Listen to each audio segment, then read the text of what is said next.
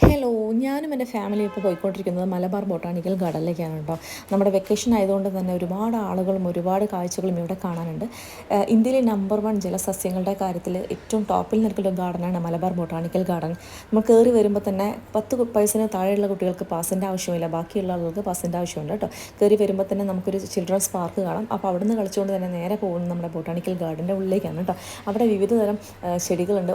ഓരോ ചെടികളെയും അല്ലെങ്കിൽ ഓരോ ഇപ്പോൾ റോസിൻ്റെ സെക്ഷൻ വേറെ, അതുപോലെ തന്നെ വാടാർമല്ലിയുടെ സെക്ഷൻ വേറെ, അങ്ങനെ വെവ്വേറെ സെക്ഷനാക്കിയിട്ട് അവർ അലങ്കരിച്ചിട്ടുണ്ട്.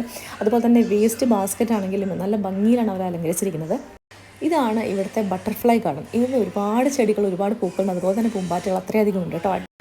വെക്കേഷൻ അടിച്ചു പൊളിക്കാനും പ്രകൃതിയെ സ്നേഹിക്കുന്ന ഒരുപാട് ആളുകൾക്ക് വരാനും ഫോട്ടോ എടുക്കാനും അതുപോലെ തന്നെ സസ്യങ്ങളെക്കുറിച്ച് പഠിക്കാനും ഇനി കാണാത്ത ഒരുപാട് സസ്യങ്ങൾ ഇവിടെ ഉണ്ട്. അതുപോലെ തന്നെ മത്സ്യത്തിൻ്റെ ഒരുപാട് വമ്പിച്ച കളക്ഷൻ തന്നെ ഇവിടെയുണ്ട്. അപ്പോൾ അതൊക്കെ കണ്ട് ആസ്വദിക്കാനും അടിപൊളി പറ്റിയ സ്ഥലം തന്നെയാണ് മലബാർ ബൊട്ടാണിക്കൽ ഗാർഡൻ കേട്ടോ.